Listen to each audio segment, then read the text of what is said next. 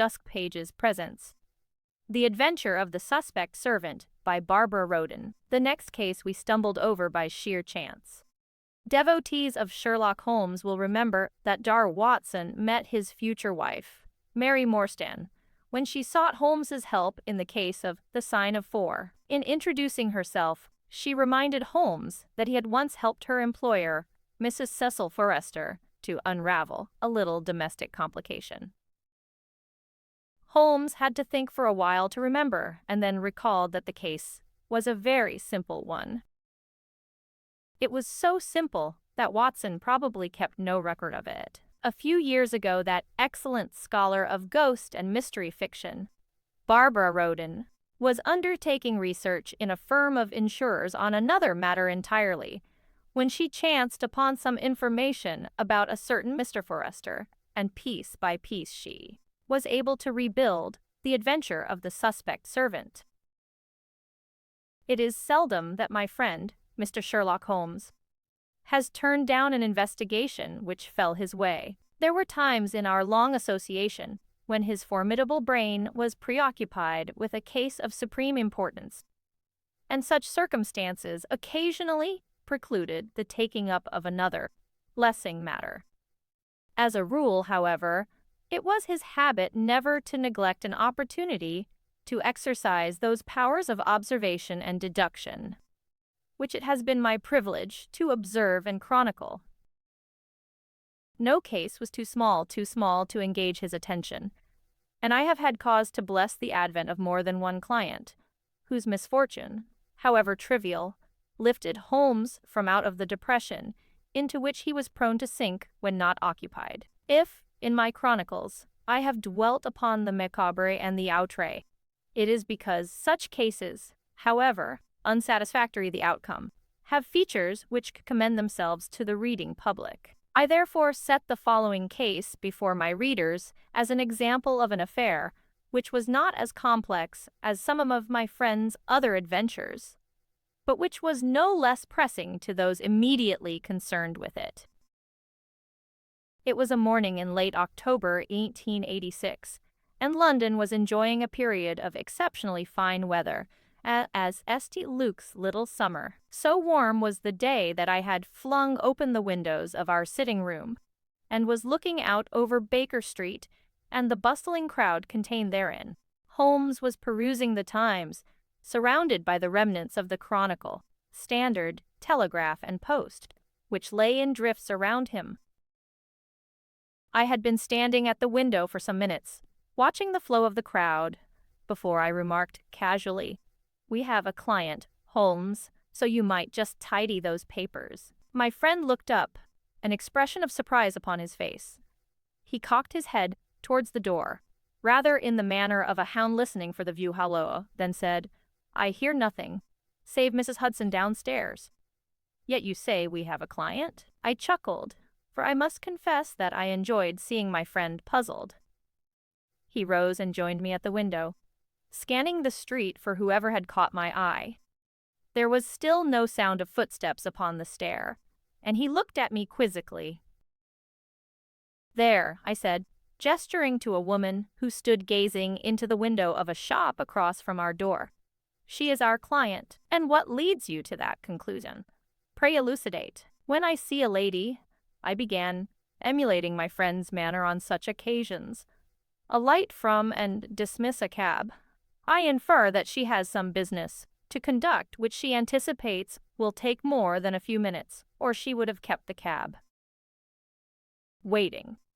The fact that the cab stopped immediately outside our door shows that her business lies in our vicinity. When the lady then proceeds to pace the pavement opposite us, not once but 4 times, I deduce that she is deeply disturbed about something, and is endeavoring to reach a difficult decision. Although she has been gazing into the window of the bookbinder's shop opposite it for the past few minutes, it is unlikely that anything there is causing her such consternation. What else, then, but a client for Miss Sherlock Holmes? Your reasoning is certainly sound, Watson. But here comes the lady herself, to silence all doubt. She had indeed turned and, with an abruptness which signaled an end to indecision, crossed the road. We heard a ring of the bell and then a voice at the door, inquiring if Mr. Holmes was at home, a signal which caused my friend to gather up the untidy papers and thrust them into his bedroom. He had exchanged his dressing gown for a jacket when Mrs. Hudson knocked at the door and announced, "Miss Cecil Forrester." The lady was middle-aged, yet her slim figure and graceful air gave her an air of youth that many a younger woman might have envied. She was well and fashionably dressed in a navy blue costume, which combined elegance with restraint. Her features were attractive, yet drawn with worry and fatigue, and there were still traces of indecision marked upon her countenance. She looked from one of us to the other, and my friend stepped forward. "Mrs. Forrester, I am Sherlock Holmes, and this is my friend and colleague, Dr. John Watson. Pray a seat, and tell us what difficulty brings you here." Our client took her seat in an armchair, and Holmes sat opposite her. For a moment she remained silent, her eyes fixed on the rug and her hands twisting nervously in her lap. Then she took a deep breath, as one who steels herself for the worst, and looked up. "Mr. Holmes, I have come to you because I do not know what else to do, and there is no one else to whom I can turn. Over the past few weeks, several items of value have disappeared from our home, and I need you to find the culprit." "Surely the police would began Holmes, but our client interrupted. "The police have not the first idea as to the truth," she said with some anger. "My husband called them in at my urging, and all they have been able to do thus far is upset the staff and accuse my maid, Sarah, who I am sure knows nothing of the matter." "Perhaps," said Holmes soothingly, "you might explain to us exactly what has occurred, so that we may form an opinion." "Certainly, Mr. Holmes." She paused for a moment, as if gathering her thoughts, and then launched into her tale. "My husband is the assistant manager of Williams & Co., a firm of insurers in the city. He commands an excellent salary, and as I am not without some income of my own, we live quite comfortably in a house in Camberwell. We were married 12 years ago, and all has gone smoothly with us until recently. My husband's business has increased a good deal in the past few months, and as they are short of staff at the moment, Cecil has had to spend more time than usual in the city, so I have not seen him as much as I formerly did. It was 2 months ago that I first noticed something amiss. I was looking for a receipt in my husband's desk at home, found that one of the drawers would not open properly. I managed to work it loose, and found that a box, which had been placed at the back of it, had jammed. I recognized the box as one which had contained a pair of gold and diamond cufflinks which I had given Cecil on his last birthday. The box was empty, and I thought that odd, as I knew Cecil wore the cufflinks on formal occasions only, and was hardly likely to wear them to work. I meant to ask him about them, but he was again late in arriving home. I had arranged to attend the theater with friends, and as I was myself late in returning, the matter slipped my mind before I could mention it. 3 weeks ago, I noticed that a gold repeater watch he had inherited from his grandfather was missing from its case. I remembered, however, that it had not been striking properly, and Cecil said that he would have to have it cleaned and repaired. I naturally assumed that it was at the watchmaker's, and thought no more about it. It was last Wednesday when matters came to a head. I had planned to do some shopping in the afternoon, and then take tea with a friend. As it was the servants' half-day, I took a brooch out of my jewelry case before I left, and placed the case back in the drawer of my dressing table. When I returned home and went to replace the brooch in the case, I noticed that the contents had been somewhat disturbed, and was horrified to find that a valuable emerald ring, which had been in there, had vanished. I searched the case and drawer thoroughly, thinking that perhaps it had fallen out, but could not find it anywhere. The ring has great sentimental value to me, as it belonged to my mother. And I was terribly distraught when Cecil arrived home. He saw at once that something was wrong, and went dreadfully pale when I told him about the ring. However, he did his best to console me, saying that he was sure I had merely misplaced it, and that it would come to light soon. It was then that a terrible thought struck me. I remembered the empty box where the cufflinks should have been, and the missing watch. Could there be some connection with my missing ring? I asked Cecil if he had taken the watch to be repaired, and he seemed very surprised that I should ask. His surprise gave me all the answer I needed, and I told him what I had found. It seemed obvious to me that a thief had been at work, and I urged Cecil to call in the police. A policeman came out to the house the next day, and we soon discovered that other items were missing, such as a tie pin and a gold snuff box. Our client paused for breath. Holmes, who had been listening carefully to her tale, "Your husband has been working long hours for some time, you said. For how long exactly?" Mrs. Forrester looked somewhat surprised at the question. "Really, Mr. Holmes, I cannot see what that has to do with the matter. Nevertheless, Mrs. Forrester, I repeat the question. The smallest matter may have a bearing upon the case. Well, it began in June, as far as I can remember, and has continued until the present time." "Yes. Have the hours remained unchanged?" No, he began working even later, towards the end of August." Mrs. Forrester had appeared puzzled by the line of questioning, but now understanding broke over her face. "I believe I see the reasoning behind your questions, Mr. Holmes. You think that someone has been watching the house from outside, someone who has noted the long hours my husband works, and knows when the house will be empty." "Possibly," said my friend in a non-committal voice.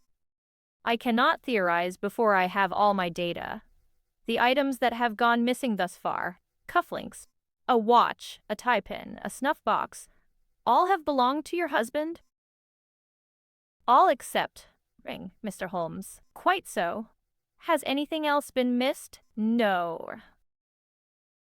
"Yet you must have many more items of value. Has none of your other jewelry vanished?" "No, Miss Holmes. I am sure I would have noticed." Holmes stretched in his chair. "Surely the official force found no difficulty in seeing to the bottom of this affair, for if you, pardon my saying, so it hardly seems complex." "Well, complex or no, Mr. Holmes, the man accomplished little beyond turning our house upside down before telling us that my maid, Sarah, was the most likely culprit, and if he could search her belongings, he was sure the missing items would be found." Upon what did he base this conclusion?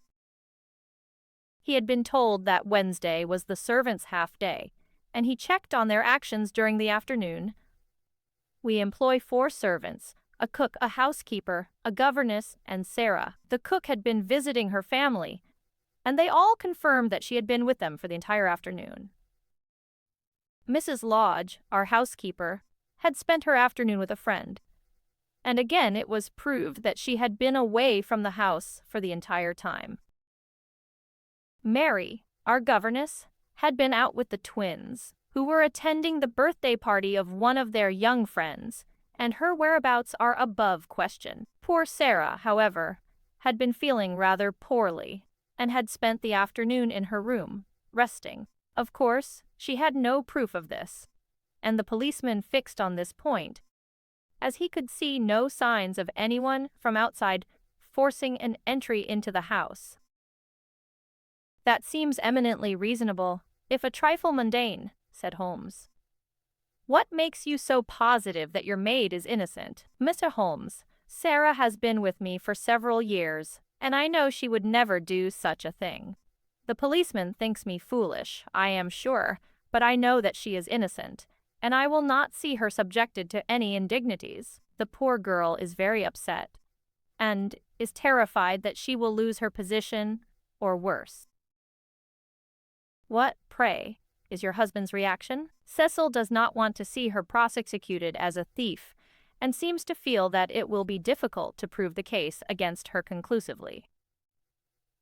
He seems convinced of Sarah's guilt and is urging me to dismiss her. This I shall not do until I've proof one way or the other. That is why I have come to you for help.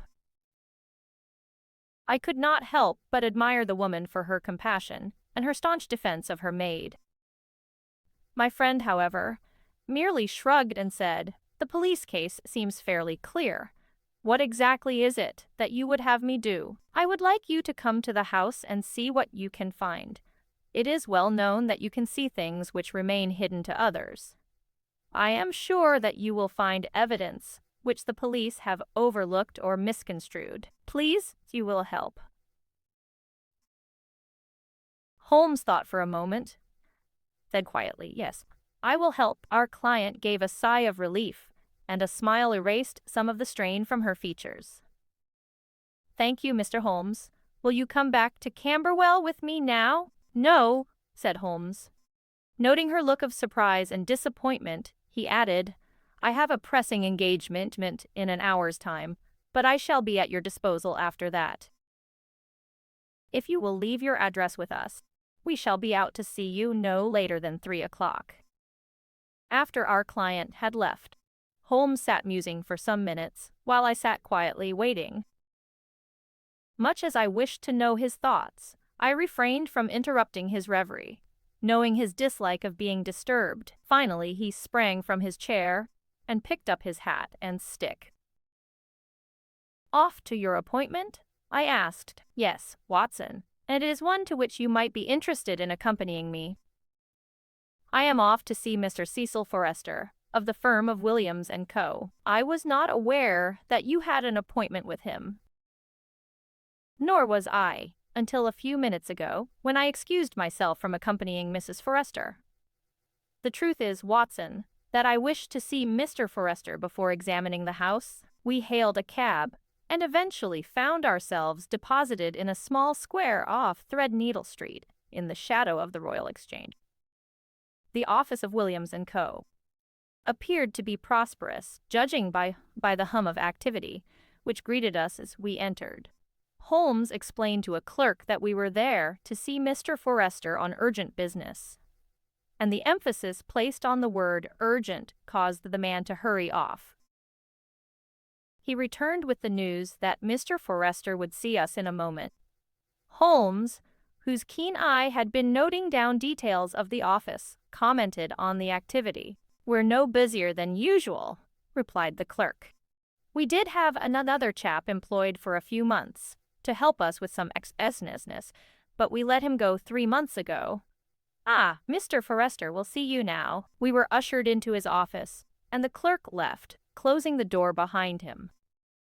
Our client's husband was a man of about 45, although his pale and somewhat haggard face made him seem older. He gazed at us in puzzlement. "My clerk said you had urgent business with me, gentlemen, but I am afraid I cannot place your faces. Perhaps you can place our names," said my friend smoothly. "I am Sherlock Holmes, and this gentleman is my colleague, Dr. Watson. We have been asked by Mrs. Forrester to look into the matter of some missing jewelry." Forrester's face went even more pale, and he sat down abruptly. "My wife came to you?" he asked in a hoarse voice. "Yes," said Holmes, "and I informed her that I would call upon her at 3 o'clock this afternoon. Unless, that is, you would care to explain to me why you have secretly been taking your own possessions." Forrester sprang from his chair and stood trembling behind his desk. He began to say something, but no words issued from his mouth. Then he sank back down and buried his face in his hands. "It is all up," he said finally. "How much do you know?" "I know most of what you did. You have been taking your own valuables one by one and either selling them or pawning them. When you had exhausted your own articles, you took a ring from your wife's jewelry case, which brought everything to light. I should imagine that you would have preferred not to involve the police, but there really was no other way. And you must have counted on suspicion falling on a member of staff, rather than the respectable head of the household. In this, you were not disappointed, and you were prepared to see your wife's innocent, made accused and dismissed rather than admit your own culpability. The man looked up, amazement struggling with the fear on his face.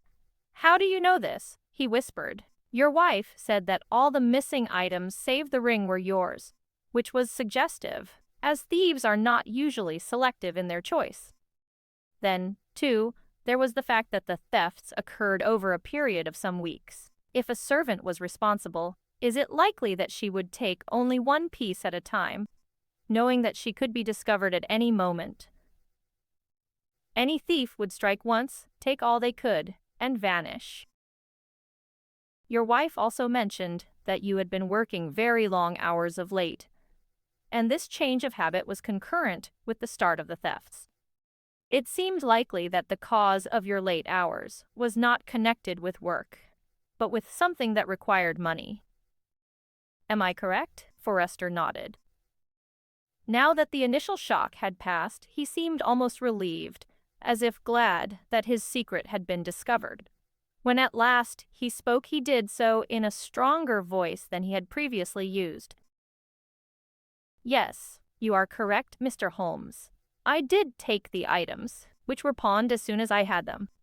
I took my own items first, as my wife was not as likely to miss them, and I could always invent a plausible story should she inquire. It was desperation which caused me to take the ring. But you are wrong about Sarah. I did not want to see the poor girl turned out with a thief's name, even though I suggested it. I hoped that the police would find no evidence and would drop the case."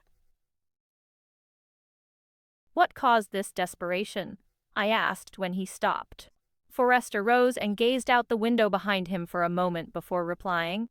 "Gambling." He turned back to face us, and I was reminded of a prisoner in the dock making a confession. "I have been gambling at the track for some time now. At first it was done casually, but soon it became a mania, and I was caught tight in its grasp. Try as I might, I could not break free, and I began to spend more and more time there. Soon I had heavy debts, and my salary was not enough. I continued betting, however, using the money from the pawned items in the gambler's forlorn hope that one stroke of good fortune would enable me to make good my losses. Soon the money was gone, however, and I needed more. I thought that with the money to be obtained from pawning my wife's ring, I could win enough to pay my debts and redeem the pawned items. I was so desperate that I did not even think of what would happen should she discover its loss, for I could not see beyond my debts. I knew the house would be empty on Wednesday afternoon, so I returned and took the ring. I had no idea that Sarah was not feeling well and had therefore not gone out. When the policeman indicated that he suspected her, I was at first relieved, then appalled at what I had done and what I had become. And now, I do not know what to do." He sat before us, a broken man. I felt a keen sympathy for him, having experienced some of his fascination for the turf. Well, I knew what it could do to a man, for I had seen many ensnared by its coils and dragged down. I had escaped, but I knew many who had not. Still, it could be done, and I said so to Forrester. "Escape?" he said in a tired voice. "But how? What shall I do?" "Tell your wife," said Holmes, who had been sitting quietly. "My wife? But I cannot. The shame is better than the ruin which will certainly come to you if you continue down this path. Come, sir," he continued in a softer tone. "Your wife is a compassionate woman. She came to us out of concern for her maid, and I am sure that if you are honest with her you shall have nothing to regret. Go to her now and explain everything. Then tell Sarah that she has nothing to fear." Holmes rose to go, but paused at the door. "I shall send a telegram, but please extend my regrets to your wife for not keeping our appointment. I am sure she will understand. Come, Watson."